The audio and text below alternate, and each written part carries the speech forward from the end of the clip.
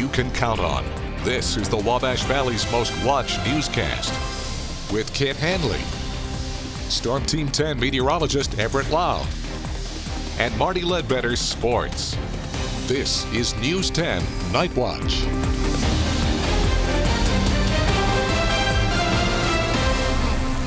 Good evening and thanks for joining us. I'm Hannah Fulman. We begin our newscast tonight over in the Weather Center, where more rain and storms are on the way to the Wabash Valley. Storm Team 10's Everett Lau gives us a look at the radar now.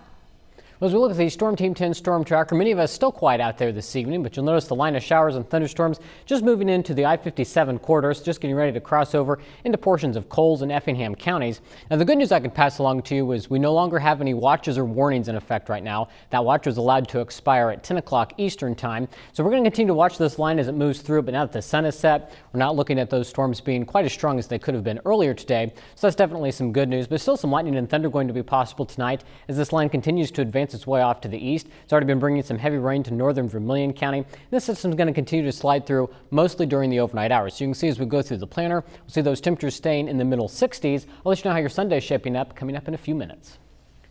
The U.S. Department of Justice is continuing its investigations into former President Donald Trump's handling of classified documents. We are now learning Trump's legal team is likely to file a motion for the appointment of an independent reviewer to evaluate the documents seized by the FBI from his Mar-a-Lago estate.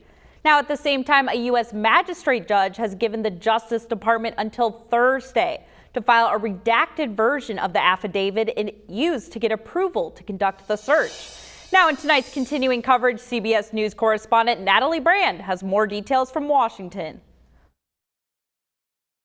CBS News has learned former President Trump's legal team is considering filing a motion to seek the appointment of an independent official to review evidence collected in the FBI's search of his Florida home. An individual close to the former president tells CBS that he and his lawyers want federal prosecutors to make sure a neutral person is involved in reviewing the documents, and they want a more detailed list of what was removed. Trump's legal team wants this independent person, known as a special master, appointed to examine the documents to determine if they fall under executive or attorney-client privilege. One of the benefits of a special master, if the master agrees with us, is we can stop DOJ in their tracks when it comes to inspecting these documents. But legal analysts say the Justice Department would likely contest such a motion, saying the documents are evidence. During the FBI search nearly 2 weeks ago, 11 sets of classified documents were seized, including some marked top secret. Attorney David Weinstein served in the U.S. Attorney's Office for the Southern District of Florida. We're led to believe that these are dealing with national security interest, whether it's secrets, whether it's nuclear secrets, whatever it may be, and that these documents need to be in a safe and secure location. Meanwhile, a federal magistrate judge in Florida has indicated he could potentially unseal parts of the affidavit behind the search, following requests from more than a dozen media organizations, including CBS News. Judge Bruce Reinhart, who also signed off on the search warrant, has given the Justice Department until Thursday to submit proposed redactions to the affidavit before he makes a decision. Natalie Brand, CBS News, Washington. Apple is now warning users of security flaws that could allow hackers to take complete control of your device. This week, Apple released 2 new security reports. They reveal vulnerabilities for iPhones, iPads, and Mac computers. The company believes the 2 security flaws are related. One affects the browser engine that powers Safari and other apps, while the second would potentially allow hackers full access to your phones and computers. Now, the affected Apple devices include iPhone 6s models and later, iPad 5th generation and later, iPad Air 2, and all iPad Pro models. Mac computers running the Monterey operating system, as well as some iPads. Experts say these security flaws are inevitable when technologies are constantly evolving. This is really a function of the fact that they're innovating, they're constantly developing. I think what's important here is that they have made that update available, and it seems that they've done that really quickly. Apple users are advised to install those updates immediately. Over in Illinois, the Marathon Petroleum plant in Robinson had a small fire earlier this evening. Representatives say the fire ignited just around 8 o'clock. They say emergency response teams were quick to respond and quickly contained the fire. As a precaution, community air monitoring was conducted, but they say the good news is there are no elevated readings outside the fence line. The company says there are no injuries or safety concerns at this time. The nationwide firefighter shortage continues to cause problems for many fire departments, including here at home. Tonight, we take a look at another issue for these departments, the shortage of funding. The Van Buren Fire Department alone needs 36 career firefighters to operate efficiently. It can cost the fire station nearly $5 million to fund 36 firemen and women over the course of their careers. Costs can include travel, gear, training, and everything else that comes with the life of a firefighter. Susan Freed has 3 generations of volunteer firefighters in her family. She says it's upsetting to learn that a local library is receiving more than 5 times the amount of funding over the volunteer fire department. To me, saving somebody's life or if there's a bad wreck or a fire, that's more important to me than being able to go into the library and read a book. If you or someone you know may be interested in becoming a volunteer firefighter, be sure to head over to our website to learn more. That's WTHI-TV.com.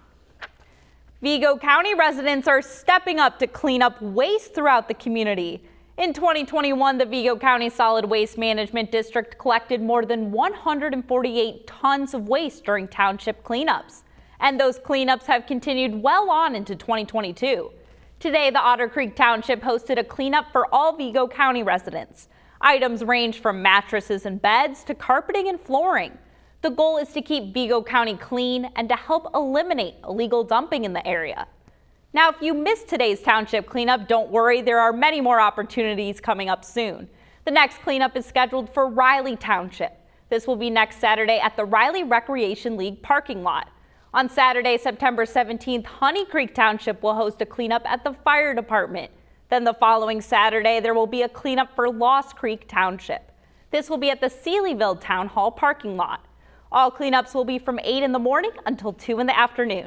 For a full list of township cleanup dates, head over to our website. Again, that's WTHI-TV.com. School is back in session for a majority of Wabash Valley students, and one local group is making sure your kids can have a successful school year. The Sanctuary in Terre Haute hosted a back-to-school block party today. Kids from all over came to enjoy free food, games, activities, prizes, and more. But it's not all about the fun and games. Organizers say it's about helping local students as the school year begins. They say they host this event a week after the first day of school to see which students still need school supplies. And from there, students could pick out a brand new backpack along with other classroom items. The goal is to make a positive difference in the lives of these young students. God has called us to be a witness and a light into our community and be able to give back. And so it's a blessing for us to be able to give. So because we're blessed, we want to bless others. Coming up later this fall, the Sanctuary plans to host a Halloween trunk or treat. Did you know Indiana's oldest picnic takes place right here in the Wabash Valley? And it's just around the corner. The 154th Old Settlers Reunion Picnic is taking place next weekend in Bowling Green, Indiana.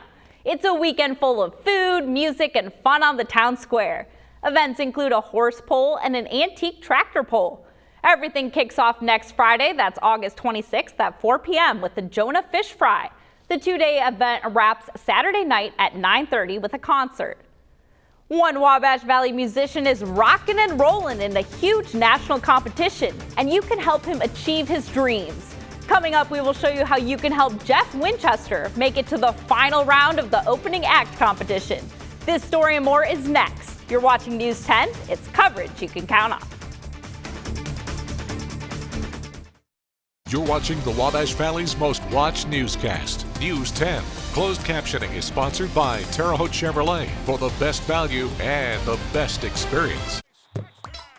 Off the clock? And you're relaxing in that old thing? Come on, just a little duct tape. It's good to go. Well, right now, you can score amazing comfort that's built to last with savings up to 50% during the Labor Day sale at Furniture Row. Shop today because the more you buy, the more you save. Save $200 on every $1,000 you spend. That's right, we're doubling our usual offer. Plus 4 years, no interest. You had me at comfort. The Labor Day sale on now at Furniture Row. If you want an authentically flame-seared knife-carved gyro, you can go to Greece and get one, or you can go to Arby's. Whichever is closer. Arby's, we have the meats. Getting the mumbo jumbo shopping for a car? You know, the gibberish hogwash blah blah blah talk intended to confuse you. It's time for something different. At Dorset Automotive, you get the Dorset difference. It starts with our interactive shop by payment tool. Choose your payment and we'll search our inventory for your personalized matches. Find the right car at the right payment in seconds. You'll even be protected by Dorset's exclusive 5-year 150,000-mile warranty. And that's no mumbo jumbo. Experience the Dorset difference at dorsetautomotive.com. After an accident, you can feel overwhelmed and alone. Team Green Law relies on 45 years of experience to guide you through the personal injury process to the recovery you deserve. Team Green Law, for you, with you. If you are driving around Vigo County today, you may have noticed dozens of antique cars around town. That's because today was the annual Dual Wheelie Car Show. Mount Pleasant Church, along with Vigo County CASA, hosted the third annual event earlier today. This year's event broke a new record with the highest number of cars ever to participate. 103 unique and antique cars were on display for all to enjoy. Organizers say it's great to see such a big turnout this year. Well, it's wonderful. I mean, it's so gratifying. You never think that you could put on anything that you would get this kind of attendance. But man, each and every year it has grown, and we're just so grateful for it. Money raised from today's event will go back to help Vigo County CASA and dozens of children throughout the area and Mount Pleasant Church with mission trips throughout the world. A local man is so close to reaching his dreams, but he needs your help to make them come true. You may remember us introducing you to Jeff Winchester. He's a local musician and music teacher here in the Wabash Valley. He's currently competing in the opening act competition. Winners of this competition will become the opening act for some of the world's best musicians at the Hollywood Bowl. Currently, Winchester is in the wild card round of competition and needs your help to move forward. Head over to our website. We have a link where you can vote. That's WTHI-TV.com. And don't forget, voting ends this Sunday. We've had some thunderstorms rumbling through parts of the Wabash Valley this evening. I think many more of us are going to see some of that rain tonight. Take a look at the radar coming up, but first, here's a look at your numbers from today. You're watching News 10 Night Watch on WTHI. It's coverage you can count on.